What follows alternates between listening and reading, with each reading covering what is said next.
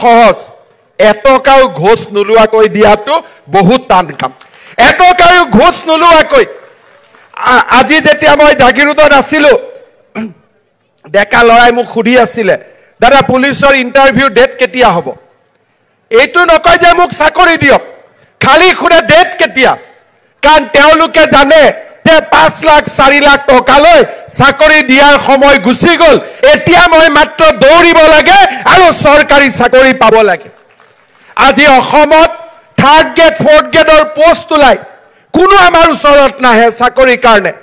ACS এপিএছৰ চাকৰি ওলাই কোনো আমাৰ ওচৰত নাহে কিয় নাহে আমাৰ ওপৰত বিশ্বাস নিৰ্মাণ হল যে এইখন চৰকাৰে টকা নাখায় চাকৰিৰ নামত টকা নলয়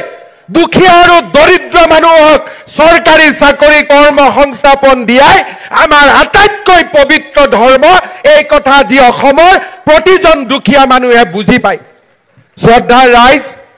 যেতিয়া মই তাতে গৈ কৈছিলো যে আমি মুখ্যমন্ত্ৰী আৱাস যোজনা কৰিম তেওঁলোকে কয় যে স্যাৰ আসাম में कैसे संभव होगा অসমত সকলো সম্ভৱ এইখন ৰত্নগৰ্ভ অসম ইয়াত সকলো সম্ভৱ মাত্ৰ অসমৰ মানুহে যেনেকে লাচিতে সংকল্প লৈছিল মই মোগলক ঘৰুৱাম তেনেকে আমি সংকল্প লব লাগে এবাৰ সংকল্প লব লাগে যে খেতি পথাৰবোৰ খালি হৈ পৰি থাকিব নিদিও এবাৰ সংকল্প লব লাগে মই ডেকা লৰা দেউতা মাক কষ্ট নিদিও নিজে কিবা এটা কৰি খাম এবাৰ সংকল্প লব লাগে আন্দোলন নকৰো পঢ়িম এবাৰ সংকল্প লব লাগে মই পঢ়ুৱাম এবাৰ সংকল্প লব লাগে গাঁৱে ভুঁয়ে আমি খেলা ধুলা সংস্কৃতিৰ পৰিবেশ এটা নিৰ্মাণ কৰিম এইখন মোৰ শুৱনি অসম এইখন মোৰ সুজলা সুফলা অসম এই অসমখনত যোৱা 20 বছৰে বোমা গুলি বাৰুদেৰে আমাৰ এই মৰমৰ অসমখনক আমি এক অন্য ৰাস্তালৈ লৈ গৈছিলো আজি অসমখন উভতি আহিছে পুনৰ সেই সুজলা সুফলা অসমখন আমি যেন কৰবাত দেখিবলৈ পাইছো আৰু এই অসমখনক আমি যদি আগুৱাই লৈ যাব পাৰো লাচিতে যেনেকে মোগলক পৰাস্ত কৰিছিল আমিও বিকাশৰ নতুন জয়গানেৰে আমি ভাৰতৰ ভিতৰতে আমাৰ ৰাজ্যখনক আমি প্ৰতিষ্ঠা কৰিব পাৰিম শ্ৰদ্ধা ৰাইজ আমি সংকল্প লব লাগিব বহুত হৈ গল ৰাজনীতি বহুত হৈ গল ধৰ্ণা ধৰ্মঘট আন্দোলন একো ফল নিদিয়ে তাত ফল দিব যেতিয়া আমাৰ আই মাতৃসকলে আত্মসহায়ক গোটৰ জৰিয়তে নতুন দিনৰ সপোন দেখিব যেতিয়া আমাৰ ল'ৰা ছোৱালী বিলাকে পঢ়া শুনা কৰি একোজন মানৱ সম্পদ হোৱাৰ সপোন দেখিব তেতিয়া আমি আগুৱাই যাব পাৰিম যেতিয়া আমাৰ জ্যেষ্ঠজনে আমাক শুদ্ধ ৰাস্তা দেখুৱাব দুটা দশক আমি নষ্ট কৰি পেলালো দুটা দশক আমি শেষ কৰি পেলালো কালি বোলে মধ্য অসম বন্ধ কালি বোলে উত্তৰ অসম বন্ধ কালি বোলে দক্ষিণ অসম বন্ধ কালি বোলে অসম বন্ধ কালি বোলে গ্ৰেনেড বিস্ফোৰণ কালি বোলে বোমা বিস্ফোৰণ সেই পৰিবেশ খলনি কৰি এতিয়া অসমৰ নাম আমি কৰিছো অমৃত বৃক্ষ আন্দোলন বিহুৰ জৰিয়তে গিনিজ ৱৰ্ল্ড ৰেকৰ্ড দুৰ্নীতি নকৰাকৈ 1 লাখ চৰকাৰী চাকৰি আৰু দুৰ্নীতি কৰা অফিচাৰ সিধা সিধি জেলত কোনো বেলেগ ব্যৱস্থা একো নাই এইখন অসমত বসুন্ধৰা আঁচনিৰ জৰিয়তে 3-4 লাখ লোকক মাটিৰ অধিকাৰ প্ৰদান কৰা জনজাতীয় লোকসকলৰ সমস্যা সমাধান কৰা আজি আমি একো এটা পৰ্যায় ৰখা নাই আপোনালোক আমি সকলোৱে এখন নতুন অসম নিৰ্মাণৰ কামত আমি নিজকে নিয়োজিত কৰিছো অসমৰ ৰাইজে যোৱা 3টা বছৰ আমাক যি অকুণ্ঠ সহায় সহযোগিতা আগবঢ়ালে হি এক নতুন অসমৰ ভেটি নিৰ্মাণ কৰিলে আজি আপোনালোকে চিন্তা কৰক জাগিৰোডত বহুত বিধায়ক আছিল জাগিৰোডৰ সেই আইবিটো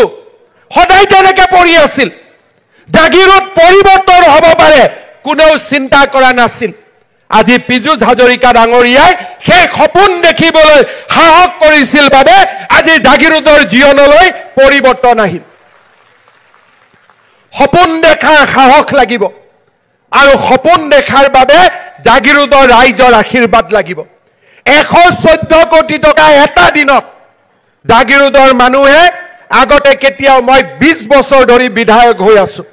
বহু কেইজন জাগিৰোডৰ বিধায়কৰ লগত মই একেলগে কাম কৰিছো কাকো মই সমালোচনা নকৰো পৰিবেশ নাছিল আজি আমাৰ অসমত এটা পৰিবেশ নিৰ্মাণ হৈছে আৰু পৰিবেশ নিৰ্মাণ হৈছে বাবে আজি আমি মৰিগাঁওৰ দৰে জাগাটো মেডিকেল কলেজ বনোৱাৰ কথা চিন্তা কৰিব পাৰিছো আজি পৰিবেশ নিৰ্মাণ কৰাৰ বাবে আজি আমি জাগিৰোডত বৃহৎ উদ্যোগৰ আমি সপোন দেখিব পাৰিছো আৰু মোৰ সপোনটো বহুত আগলৈ মই যেতি মাজে মাজে কওঁ যে ব্ৰহ্মপুত্ৰৰ তলেদি টানেল হ'ব মানুহে মোক হাঁহে এতিয়া সাহসেৰে কৈছো কাৰণ হোৱাটো নিশ্চিত হৈ গ'ল যেতিয়া মই আঁচনিবিলাকৰ কথা কওঁ তেতিয়া মানুহে কয় তে কেনেকৈ সম্ভৱ অসমৰ মানুহৰ আশীৰ্বাদ থাকিলে অসম্ভৱকো সম্ভৱ দিনকো ৰাতি কৰাৰ শক্তি আমাৰ আছে একেলগে মিলি আমি সেই সপোন দেখিম আৰু সেই সপোন আমি বাস্তৱত ৰূপায়িত কৰিম হৰাইঘাট যুদ্ধত লাচিত জিকিব বুলি কোনেও ভবা নাছিল কিন্তু লাচিতে জিকি প্ৰমাণ কৰিছিল যে অসমীয়াই সকলো কৰিব পাৰে আৰু সেই নতুন দিনৰ বাবে আমি সাজু হ'ব লাগিব 2024 বৰ্ষ অসমৰ বাবে সুন্দৰ হওক অসমৰ বাবে সমৃদ্ধিশালী হওক 2024 চনত ভগৱান আৰু আমি সকলোৱে আশা কৰিছো নৰেন্দ্ৰ মোদী যাতে তৃতীয়বাৰৰ বাবে দেশৰ প্ৰধানমন্ত্ৰী হয় আমাৰ ৰাজ্যখনক আৰু আমাৰ দেশখনক গৌৰৱৰ এক নতুন গাথালৈ মোদী ডাঙৰীয়াই যাতে লৈ যাব পাৰে আজি আমাৰ কল্পনা সীমিত নহয় আজি আমি চন্দ্ৰলৈও যাব পাৰো G20 সভাও আমি ভাৰতত কৰিব পাৰো এদিন যি আমেৰিকাৰ ৰাষ্ট্ৰপতিৰ এপইন্টমেন্ট নাপাইছিল সেই ভাৰতৰ প্ৰধানমন্ত্ৰী আমেৰিকাত গলে আমেৰিকাৰ সংসদে থিয় হৈ আমাৰ প্ৰধানমন্ত্ৰীক অভিবাদন কৰে এয়া নতুন ভাৰত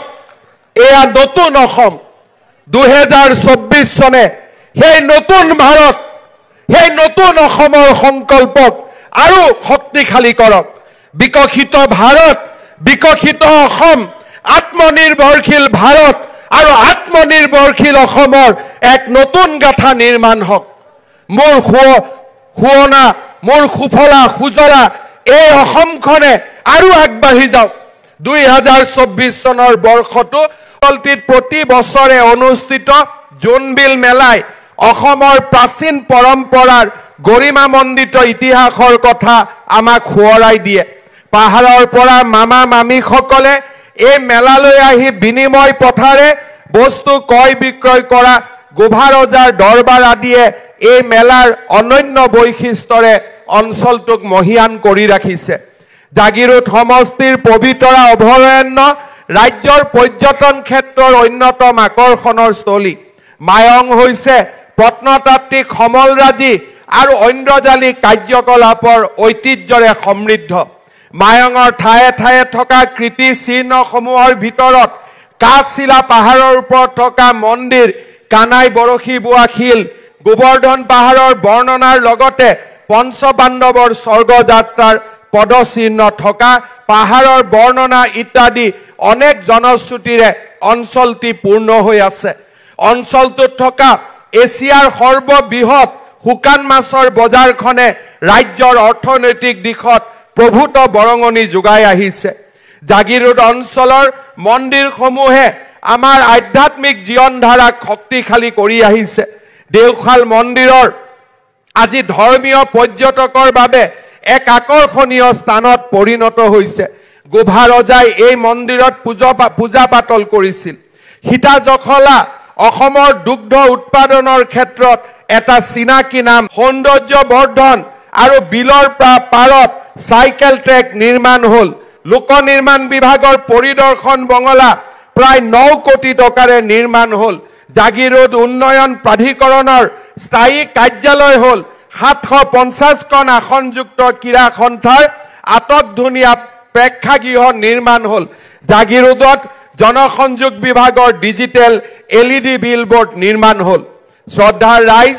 আপোনালোকে সকলোৱে জানে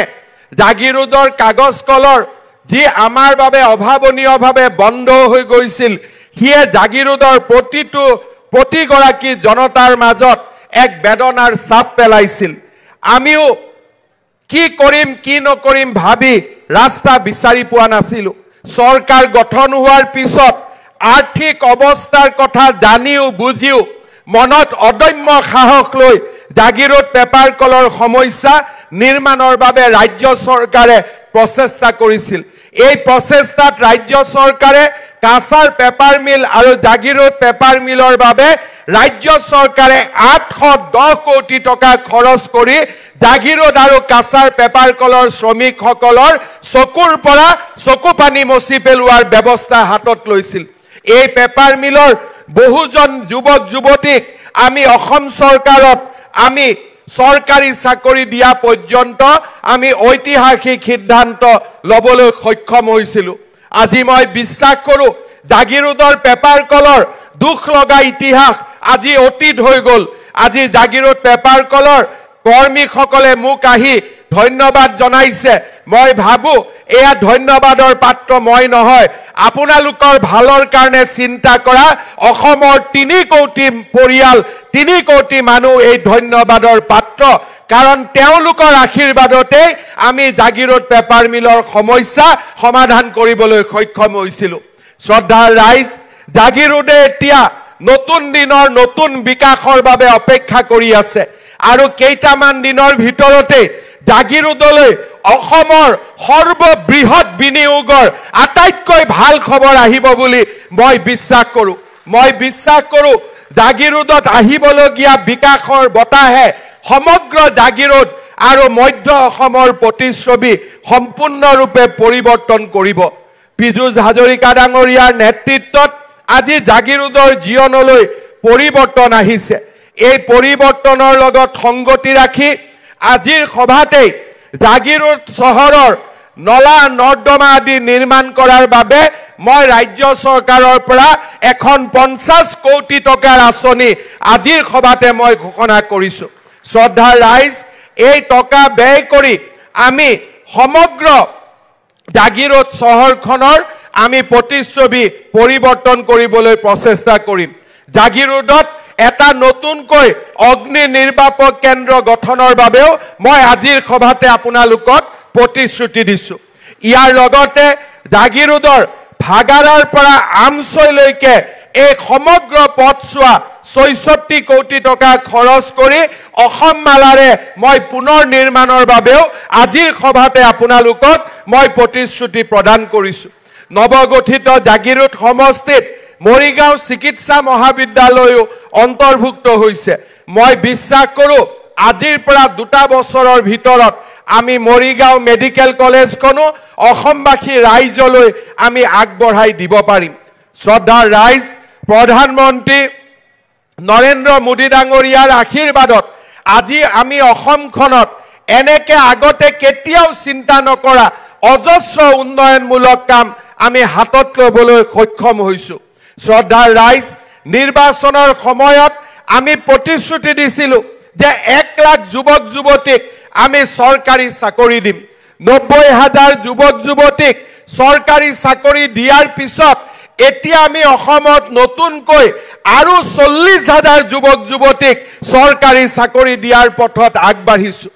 আজি আমি অসমৰ নিবনুৱা যুৱক যুৱতীসকলক চৰকাৰী চাকৰিৰ সমান্তৰালভাৱে যাতে নিজৰ ভৰিৰ ওপৰত নিজে থিয় হৈ তেওঁলোকে অসমত এটা উদ্যোগীকৰণৰ বাতাবৰণ নিৰ্মাণ কৰিব পাৰে তাৰ বাবে আমি যুৱক যুৱতীসকলক বেংকৰ কোনো ধৰণৰ মৰ্টগেজ নোহোৱাকৈ চৰকাৰৰ পৰা পোনে 2 লাখ টকাৰ সাহায্য দিয়াৰ আন এখন আঁচনিও আমি ইতিমধ্যে আৰম্ভ কৰিছো এই আঁচনিখন যিসকল যুৱকে লাভ কৰিব তেওঁলোকক 2 লাখ টকা আমি তেওঁলোকৰ বেংক একাউণ্টলৈকে হস্তান্তৰ কৰিম আৰু ভৱিষ্যতে তেওঁলোকে এই 2 লাখ টকাৰ উপৰিও বেংকৰ পৰা যাতে আৰু বহু টকা লোন ল'ব পাৰে তাৰ বাবে আমি তেওঁলোকক একোজন এন্টাৰপ্ৰেনিয়ৰ হিচাপে নিৰ্মাণ কৰাৰ কৰ্মযোগ্যটো আমি জপিয়াই পৰিম